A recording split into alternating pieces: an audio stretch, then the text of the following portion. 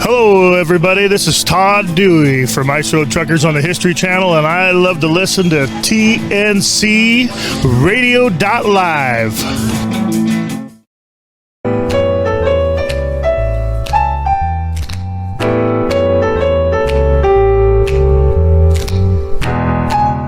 Welcome in TNC Radio.live. We are live on a Monday night, June the 5th, 2023. You're listening to Building Strong Minds with Dr. Chris Kortman, along with our friends from 32 Truckers a Day, Lisa and Candace. I'm Tom Kelly. No reports on Angie yet, right? We don't know if she's coming? Nope. I think she was spending the weekend with her daughter before she left for Alaska, so I am not sure whether she will make it tonight or not. Well, if she's in Alaska, probably not. Well, she was spending time in the States before her daughter left for Alaska. Oh, okay. They have phones there, Tom. Hey, so glad to have you in here with us tonight. We've been talking with Candace and Lisa here throughout the month of May. Because it was Mental Health Month, and Candace and Lisa having started a group, 32 Truckers a Day, which is about how many truckers a day attempt suicide. So it got us into talking a lot of things around how to be mentally tough, and we've been through all sorts of different things and discussed a lot of different things. But Dr. Chris is a little bit of a disadvantage in that he doesn't have some of the background on Lisa and Candace that I do. And I thought to get us kicked off here tonight, Candace, I wanted to ask you if you would mind giving Dr. Chris a little bit of what's going on with you health-wise and what your story is these days. And I'll let you guys go for it. So first of all, welcome in, Dr. Chris. Nice to see you. Yeah, it's nice to see you too. Glad to be here. Jump in, Candace. All righty. Good evening, Mr. Kortman. Good evening, Candace. How are you? I am hanging in there. So I am 2 years ago, I got diagnosed with glioblastoma multiforme, which is brain cancer. And it at first mentally hit me hard. I went through 4 rounds of chemo with it. I have seizures that still happen. And while I was on chemo, I gained more gliomas. So I stopped chemo and we're just kind of letting nature take its course. They told me that there was a 2 to 4 year lifespan, but I'm here to prove them wrong. It's not what the doctor says. I always say it's not what the doctor says. It's what the good man upstairs says. And when he's ready for me to come home, he'll take me home. And Candace, what did you say to me that made me cry? Oh, I say that I have what do I call it? She says she always tells me she has an expiration date. And it always makes me teary. I hate it when she says that. Yeah, I appreciate that. But don't worry so much. So does my milk in the refrigerator, and I use it afterwards anyway. So we're going to use that same strategy here. So they told you 2 to 4 years, and you've already done 2 years. Is that right? 2 years, yes. I've been 1 year without treatment. Wow. And so, I'm learning about this for the first time, and so is the listening audience, I'm sure. So would you be willing to share with us what the symptoms are? So I had a seizure and scared the bananas out of my husband, or my fiance, and he took me to the emergency room. And of course, when you have a seizure, they do CT scans and MRIs and all of that to EEGs to see what caused it. and they found an intracranial glioma. Okay. And that responds typically to surgery, radiation, chemo, none of the above? They are completely inoperable, but I did do 4 rounds of radiation chemo. Okay. And then they decided that the chemo was not working, and they found more glio in there, you said, more cells? Yes, I decided that once, I feel like after 4 rounds, if it didn't deduct or, take any away, help and at all, that I didn't want to keep living my life the way that I was on chemo. I mean, there were days where I couldn't even get out of bed. My husband was getting me dressed, my fiance was getting me dressed, putting my socks on. He sometimes physically had to like put his arm over me, and I had to put my arm over him, and he like carried me. And that was a sight, because my husband is literally like 28 pounds soaking wet. Oh my God, he has chicken legs. But I didn't want that, because I have small kids, and during the whole treatment process, I kept telling myself, this is going to work, and the doctors kept telling me, this works, it's going to help. And then when I went back at the beginning of my 4th treatment, they told me that I had new tumors, and I said, I'm not doing anymore. If this is not helping and I feel like I'm knocking on death's bed, I'm not doing it. Yeah. And so what you're really talking about is, I want quality to my life. I don't want to be so miserably sick that, it's not worth living. Yes. And they told me, with brain cancer, even if the chemo would have taken it away or deducted it, it usually 99% of the time always comes back. And when it comes back the second time, it's much worse. So I knew, that I was fighting a dead end road. Wow. So are you in pain? I have horrible headaches. After I have a seizure, it takes me a little while, because I have what they call cluster seizures. So I'll have anywhere from 6 to 8 at a time, and they just physically wear me out. So after you have one of those, you're in bed for a while? Oh, I'm down for the count for at least a day. But I have medicine that controls them. I don't know if I'm allowed to say this on the radio or not, but No, you're not allowed to say that on the radio. Oh, shoot. Oh, well, because it's already out there. Too late. Yeah. Oh, well. I'm sorry. If you tell her don't say it, she's gonna say it. Yeah.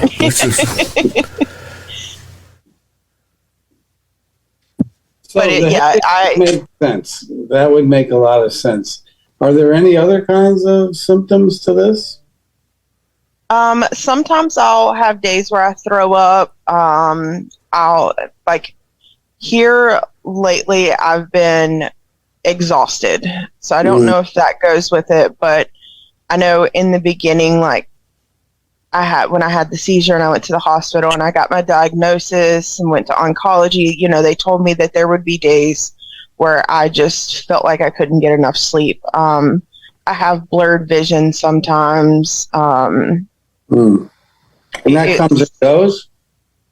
It comes and goes. I noticed that it's kind of like with the headaches.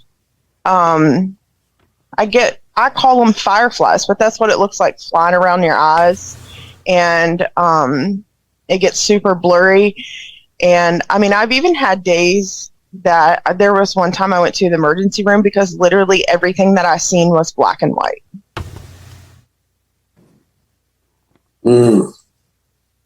It scared me. That's having all your color wiped out like that. That would be really and then it returned the next day? It took a little while, but it slowly, I mean, there's some colors that I still can't see, but they were, I talked to my oncologist and my neurology team, and, it's something, they said that it's something that could happen with it. Yeah. And it hasn't happened since? No, it hasn't happened since. But I have blurry vision. I have the fireflies. That happens a lot. I have days where I feel nauseous. I have days where I just don't feel like I want to eat. Headaches that turn into migraines for days. And there's nothing that I can do. Typically when I have those, I have to go to the emergency room and they give me this, I don't know what all's in it, but it's Benadryl, and they call it the migraine cocktail. Yeah. Yep. Ooh, I've had those before. And I hate those because they make me feel so anxious. And I mean, they work, but at first my body feels so anxious and it makes me feel funny. All right. So let's stop there for a moment. Take our break. Give Dr. Cortman a moment to kind of process this information, because I thought it was important that he have that as we continue our discussion about mental health in general, and particularly as it affects those who are in the trucking industry, both out in the truck and those still at home. So let's take a moment, check in with the info blog, and we'll be back in just a couple of minutes right here on tncradio.live. There are many articles, websites, and businesses that can help truck drivers live a healthy lifestyle. But what about mental health? Mental health issues are not uncommon in truck drivers. In fact, trucking poses several risk factors when it comes to mental health issues. Lack of sleep, loneliness, stressful work environment, lack of physical activity. Truck driving can be rewarding, but health issues such as sleep apnea, obesity, diabetes, and depression can result from the strains of the job. So how do drivers prevent these health issues? Stress is an unavoidable part of trucking. Trucking allows you to see beautiful parts of the country, but it also puts you in many stressful situations. Driving in traffic in unfamiliar cities creates stress on a driver. There's stress when you're not sure if you're going to be able to deliver your load on time. You also can become stressed when you're away from home for so long. As you can tell, there are plenty of stress triggers when you drive professionally for a living. One of the best ways to reduce stress is by learning how to handle it. I realize it's easier said than done. It takes time and self-discipline. Here are some examples of ways you can reduce stress as a truck driver. Listen to music or a podcast. Start eating healthy. Exercise or stretch. Talk with family and friends. Get good sleep. Plan your trip out. In addition to managing stress, there are other ways you can keep good mental health while on the road. Drivers often portray the image of being tough. Mental health is not a discussion that many truckers are going to have. Communicating your mental health struggles with friends and family, therapists, or other drivers is a good way to work through your mental health struggles. Here's some more ways you can stay mentally healthy when you're on the road. Stay in touch with loved ones. Establish a morning and night routine. Bring a pet on the road. Travel with your spouse. Consider team driving. Bring things on the road to keep you entertained, like a laptop, video games, or TV. Occasionally book a hotel room. It's nice to get out of your truck every once in a while. Mental health is just as important as physical health. Drivers need to prioritize their mental health and take the necessary steps needed to be mentally healthy. It all starts with communicating with someone you trust, managing stress, and taking time out of the day to do something nice for yourself. For more information on mental health in truck drivers, check out Common Mental Health Issues Truck Drivers Face on thetruckersnetwork.net. Thanks for listening. Join Shelley Johnson and Kathy Tuccaro every Tuesday at 7 p.m. Central Time for Women Road Warriors on your driver navigation station, tncradio.live.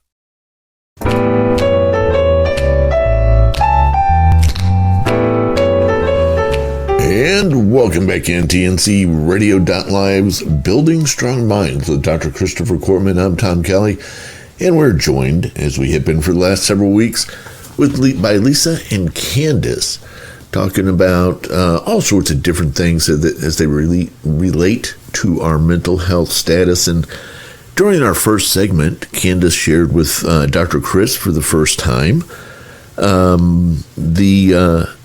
the diagnosis that she has terminal brain cancer.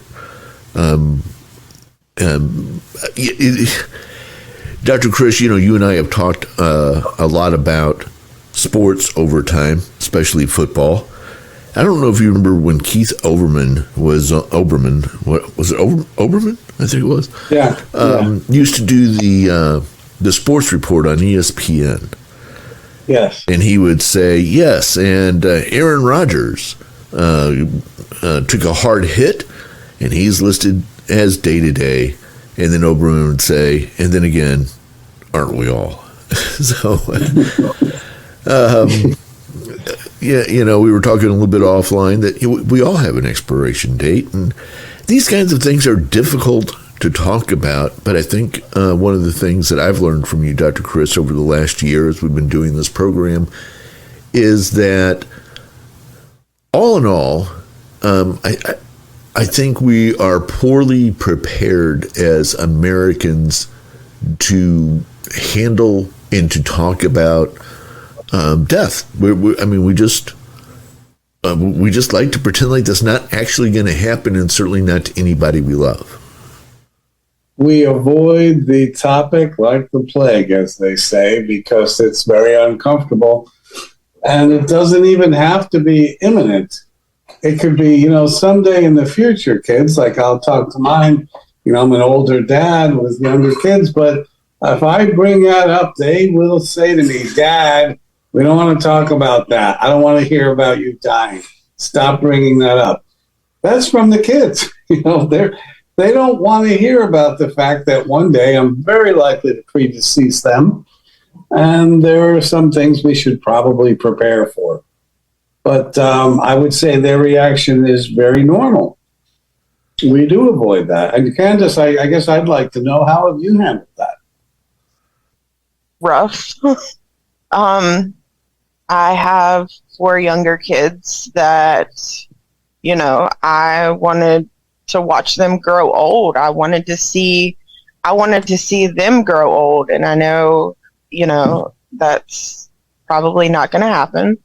My youngest is 5. My oldest is getting ready to turn 15. And that was the hardest conversation that I've ever had to have. And, I wasn't prepared my fiance and I at the time hadn't been together that long. And I wasn't ready to make those end of life decisions, your advance directive, what you want after something happens. And, and my son, my oldest one, kind of understands it a little more than the younger ones.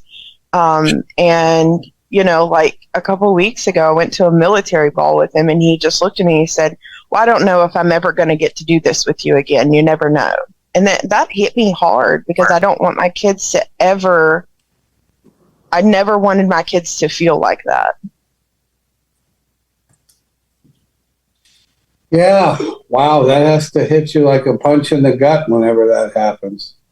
It does. And it's, it's not something that I want to look at them and say, oh my gosh, don't ever say that again.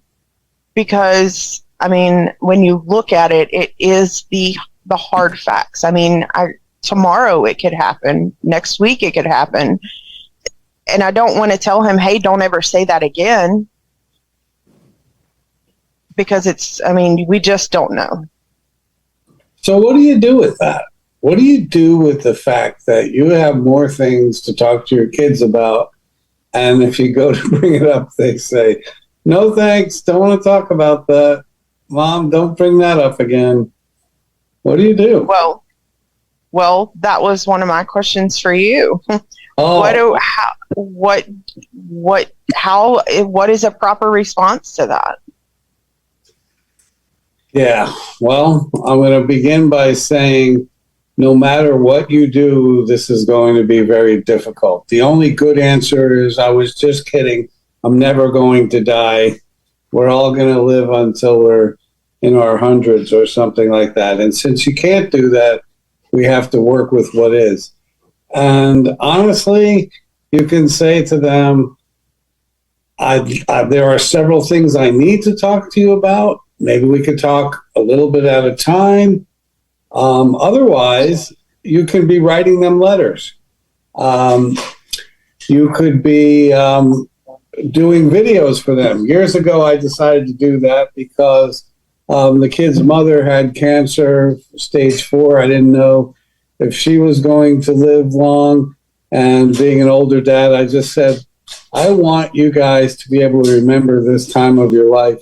And so I did this video called Remembering Dada, because that's what they called me at the time. And it was just meant to be a lot of fun and a little bit of a tear jerker here and there. But, it's been 10 years since then. And, they're still going to have it to watch years from now when they're older and I'm gone. But I like the idea of taking lots of pictures. I like the idea of having things that they can turn to. There are things I wish I could talk to my dad about, but he's gone. And my mom has dementia. And we went to a family thing a few weeks back, and we were talking to my uncle. Like, so where exactly was your family from? Because we can't do that anymore with mom or dad. And you can't expect your kids to ask all the questions that they're going to have later on. So, in fact, there's a Taylor Swift song about that where her grandmother dies, and she says, I wish I had listened more to you. I wish I had, asked you more questions about your life. And I was disinterested at the time, and now I regret it. So I'm thinking that maybe, you make videos, you write letters, you write poetry, you leave a lot of stuff that they'll cherish later on as they're older. And as much as they'll allow you to, talk to them about relevant things. And sometimes it helps just to number the things. Like, there are 3 things I want to talk to you about. And maybe we could get one of them in tonight. Would that be fair? And that makes them feel like it's less overwhelming. That they wouldn't have to run from it, because all you really want to talk to me about is 3 things, and you only said I have to do 1 now. So those are just some ideas, and there are probably other ideas out there. So do you think it's a proper response when they kind of pull away from you? And proper as in normal? Yes. Proper as in self-protective? Yes. But it's not ultimately helpful. It's just short-term helpful. It's the old ostrich approach. You just shove your head into the sand and nothing terrible is happening. So would you say that would be their way of handling it at the time? Like, they don't want to, they don't want to hear it? Yeah, I don't want to hear it because it makes it real. And I don't want to ever hear that my mom's dying. I can't deal with that. So can we go back to being in Monday? Can we go back to talking about what's for dinner? Because I can't, I'm not prepared to deal with that. And even if you brought them in to see a professional, they're likely to have a similar reaction. Some of them would. They would say, I can't talk about this, or I don't want to talk about this. Why are you making me come to this person? But other times, you get a professional ask an open-ended question or two, and they just open up and they use a whole box of tissues. And it's incredibly cathartic and therapeutic. So, that's a possibility also. I've been there with people before, and it was a really good move. So, and I guess my next question is, my kids suffer from PTSD. So is this a trigger for that? This can serve as a trigger for that because it's also perceived as a trauma. And anything that, remember, by definition, what excites the nervous system into a stress response is the perception of threat. And there are degrees, of course, of threat. Excuse me, but this is a significant threat. And if they have PTSD, as you say, it's because something else was threatening, something else was scary, something else was perceived likely as overwhelming and really disturbing. So can this trigger that? Yes, it could. Will it? Remains to be seen. And then, of course, you have 4 kids, and you might have 4 completely different reactions, and all of them be normal. Right. And I guess it was hard for me also because, there was a point where I said, I don't want to make any more friends because, if something happens, I don't want anyone to cry because we just formed our friendship. And for a while, I distanced myself from everybody because I just didn't want to get closer to anyone, if that makes sense. Yeah. Yep. Then here comes Squirrel.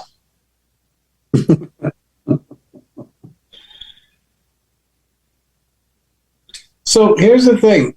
It's a normal response to protect yourself. It's a normal response for your kids to protect themselves. But it's important that you model for them that I have to face this. And I'm not running away from my friends and my family and the people that I love. I'm going to make it clear to each one of them while I'm here how important they are to me. I will not go to my grave. This is a challenge, not just for you, Candace, but for anyone listening. I'm going to go to my grave making sure that everybody I love knows it. And they knew it before I died. And that's a really, really important thing to me. I have a patient now who's thinking back when he was younger. He's like in his early 80s. When he was younger, he was having affairs on his wife. And he says, I wasn't there all the time when my kids would come home and they needed me to be there because I was out doing things, proving my ego, whatever I was doing. And I said to him, okay, I get it. You feel guilty about that. You've talked to your girls about that? Yes, I've apologized to them. All right. So here's some options you have. You could spend the rest of your life belittling self for the choices you made back then. And what does that do? That beats you up, does damage to your marriage, does damage to your relationships with anyone else because you can't have one because you're too busy, beating yourself up, self-deprecatory thoughts. Or you could take the same energy and vow to use it to promote them. Imagine if they heard from their dad every day by text to say, I'm just thinking of you, really love you, and I'm rooting for you with that project you're doing. Or I'm just following up to see how that thing went the other day. Why not use that energy to demonstrate every day that I've grown up now and I cherish you more than ever, as opposed to using that energy just to belittle myself and live in shame? What good does that do anyone? So here I'm saying, why don't we take what energy we have? Why don't we take what life we have and celebrate it by making a difference in as many people's lives as you want to, but especially the people in your inner circle. Let the kids all know that they were so cherished Let them push you away and say, I know, Mom, I know you love me. I know you love me. I want to go out and play. Let them have that as the taste in their mouth when you finally depart. Right. And I guess, I haven't. So when I got diagnosed, my biological dad said some pretty hurtful words to me. And I guess this goes back to the forgiveness part, because I can't forgive my father for telling me that the best thing I could do was die. How do I work through that? Because I've literally cut myself off from him altogether. He's still alive now? Yes. Okay. Are you going to cut us off with a break anytime soon? I am. So I was gonna say let's break for a second, because that's not going to be a 2-second answer. So we're up against the clock here. We'll take a quick break, come back, and keep plowing through here. This is interesting stuff. You're listening to TNC Radio.live. Stay right there.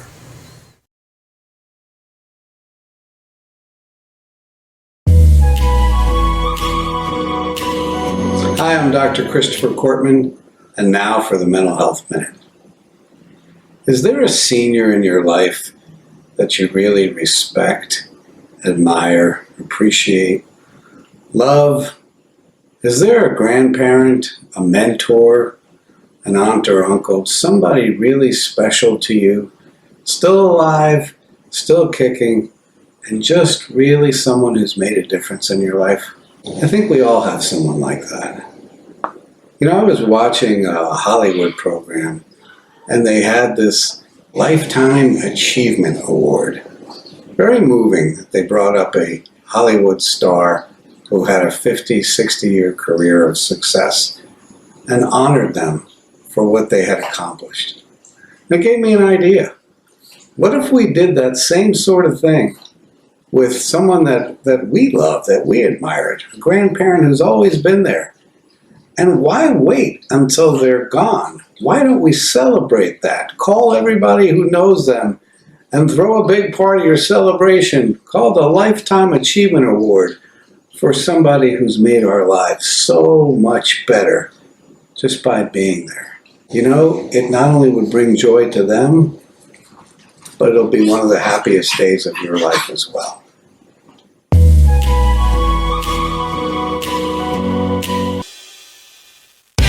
Do you feel like you're facing more than just the physical road ahead of you? Are you wondering if there's more to life? Join Ron Fraser, the host of Truckers Life Radio, every Monday night at 9 p.m. Eastern, where he discusses the spiritual side of a driver's life. On the show, he goes through the spiritual and moral questions drivers face on a daily basis, helping you, the driver, as you travel life's highway.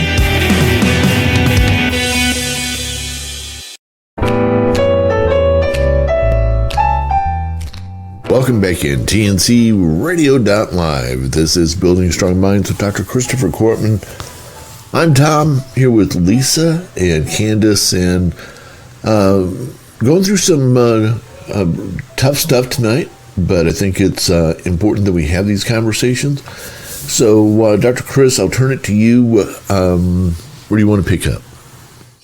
So, Candace, you were just saying that you had to cut your father off because he said something about the best thing you could do is die.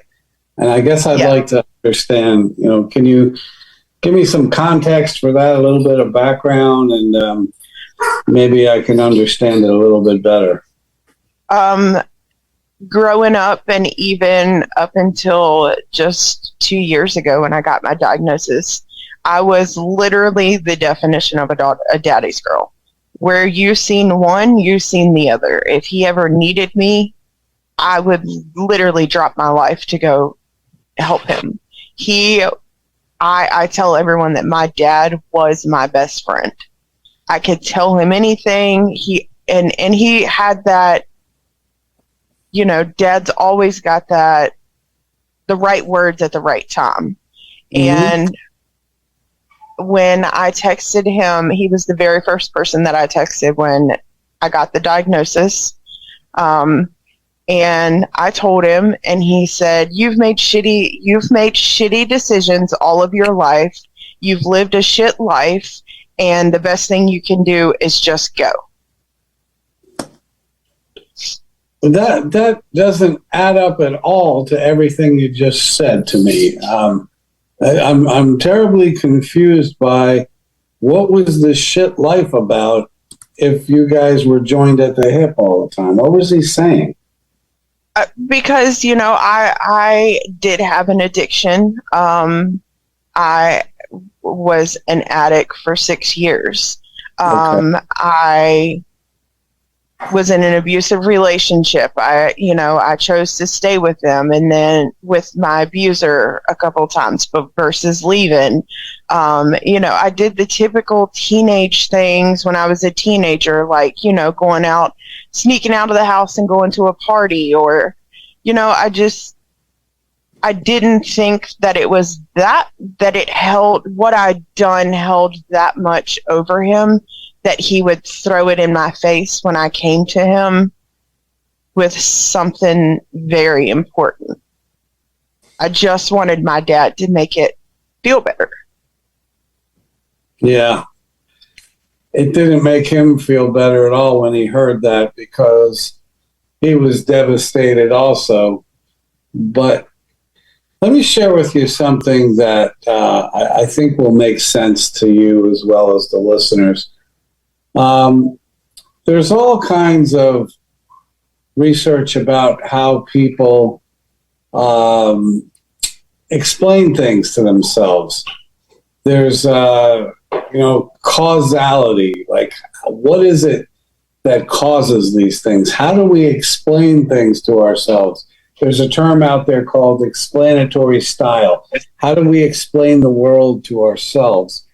And in this situation, your father was looking to find some kind of meaning, some kind of understanding. And what occurred to him is you brought this on yourself with the wild lifestyle that you lived, with the substances that you were abusing. See, this is a fair world, and things don't happen unless we bring them on ourselves or we cause them. We need an explanation. And so here's the explanation. You did that, and you did this to yourself. Now, how is he feeling as he's saying this? He's really shocked, and he's traumatized, and he's hurt, and he's scared, and he's powerless, and he's angry, and he's losing, his best pal too. But all he can think to say is, you brought this on yourself with your lifestyle. And I wouldn't be surprised if he hasn't regretted that 1,000 times since then, because he lost you by saying those things. You're still here, but he lost you. And it's probably an awful thing for him as well as an awful thing for you. I mean, as far as you go, I was joined at the hip with my dad. We did everything together. He was my best friend. I would have dropped anything for him. And then he says something that felt like the ultimate betrayal. I mean, it felt, this isn't bad enough that I'm dying of brain cancer without my dad going, good, you deserve it. You brought it on yourself. Well, I don't really believe that honestly reflects, where dad is today. And I don't know what he's done since you cut him off, whether he doubled down on it and said, well, fine, who needs her anyway, or if he's lived in terrible regret and has tried to contact you. I mean, I don't know what he's done.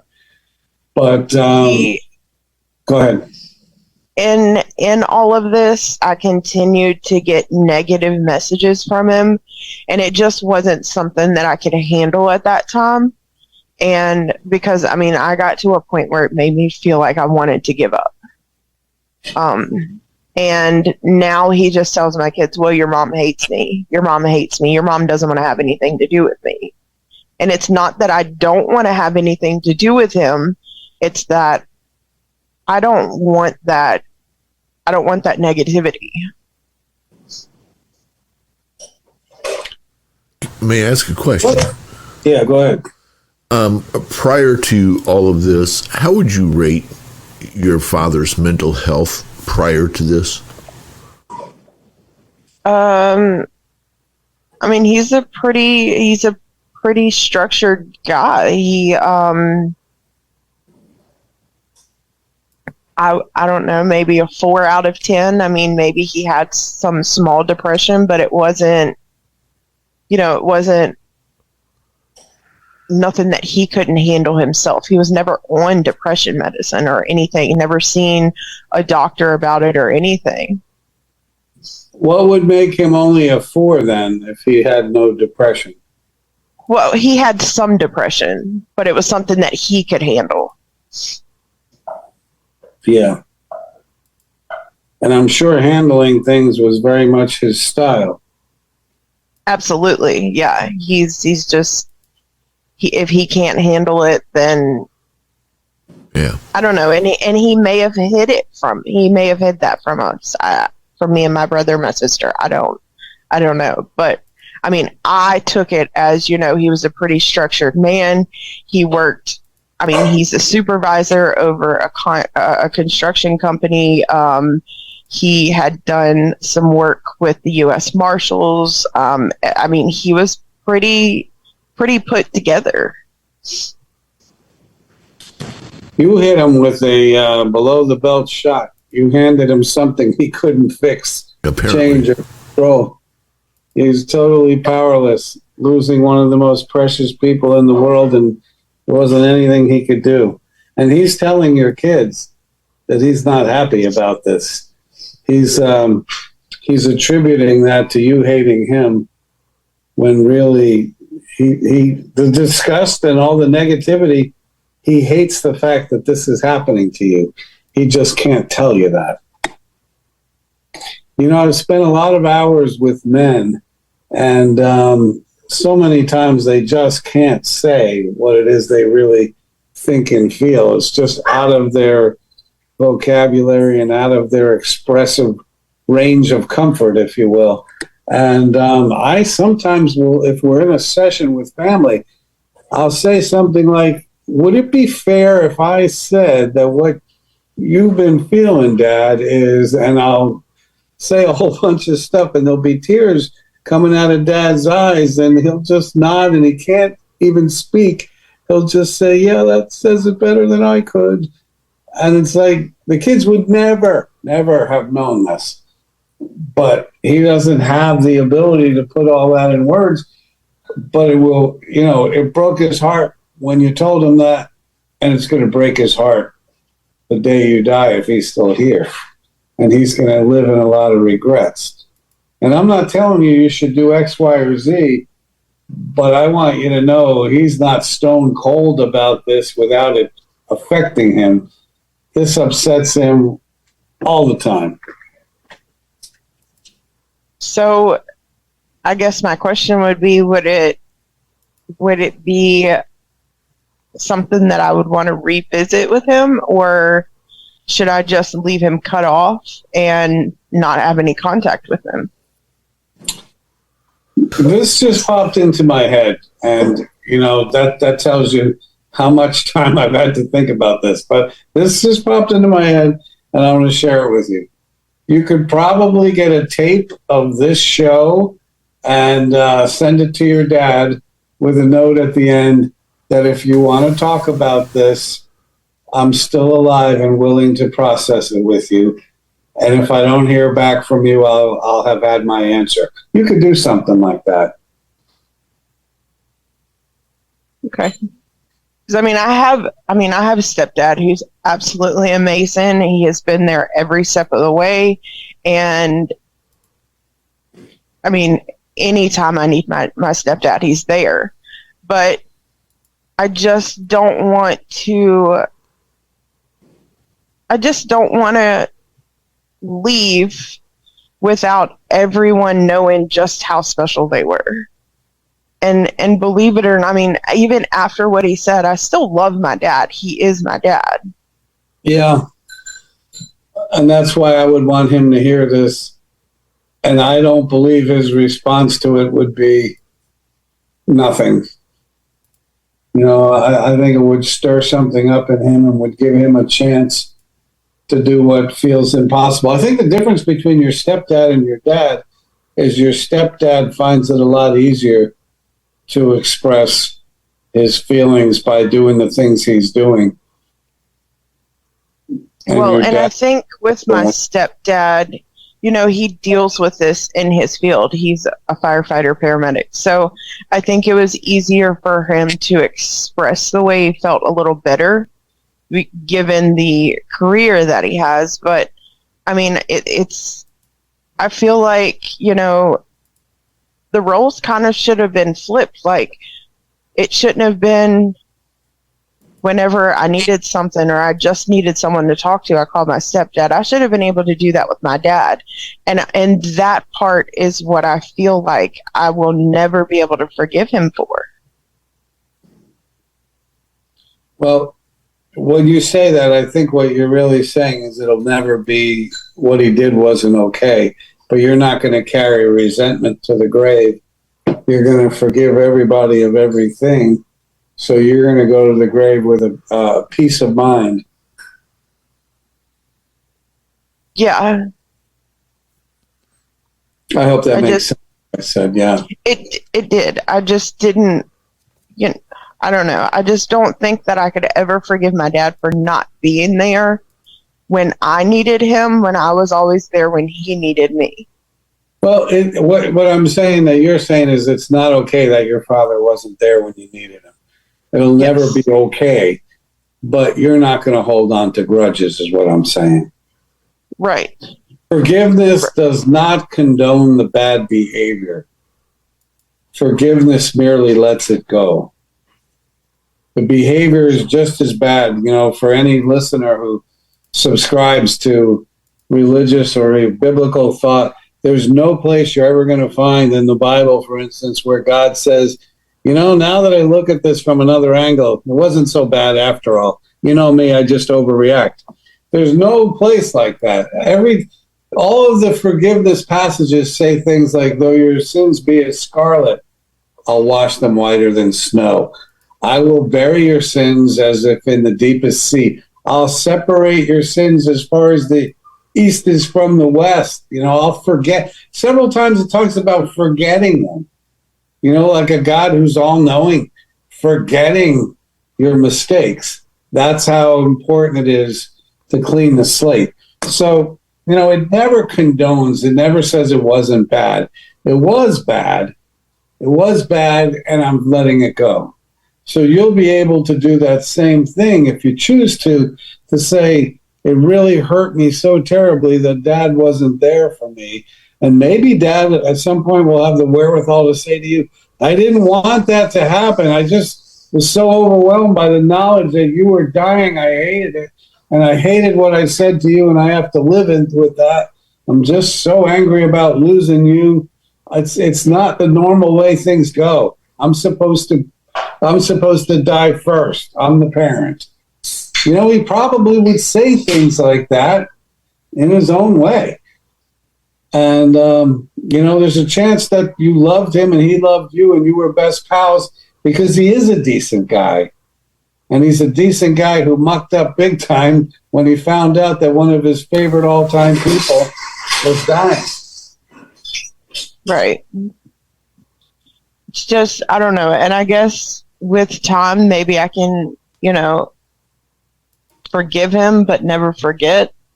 But I feel like he made the choice to make those words, so he has to be okay with me forgiving him in my time.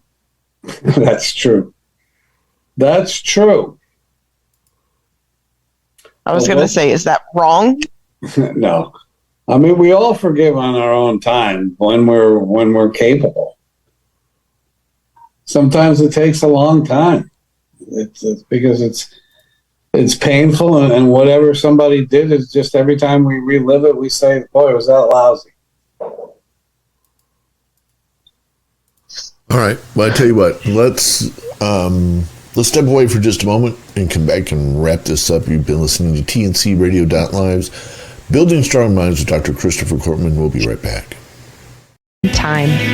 On the show, Ron interviews guests to help inform professional drivers just like you about the importance of things like human trafficking to sex addiction, to how to overcome the impossible odds on the way to success. Every Monday night at 9 p.m. Eastern.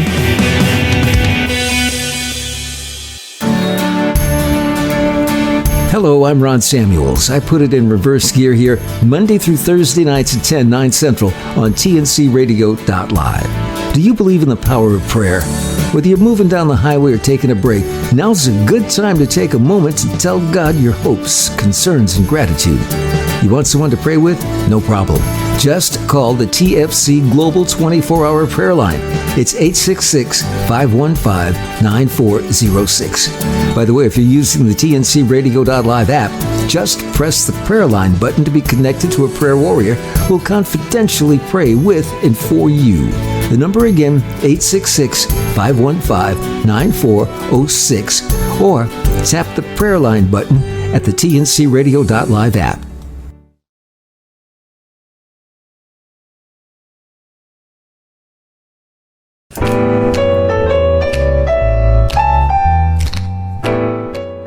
Welcome back in tncradio.live. Very important episode of Building Strong Minds with Dr. Christopher Cortman. Dr. Cortman, you've written a number of different books, including How to Get Over the Worst Thing That's Ever Happened to You, and others. Tell us where people can find your books. Well, they can always find them on Amazon, and that book you're referring to is Keep Pain in the Past, How to Deal with the Worst Thing That Ever Happened to You. And it's a book that's chock full of ugly stories.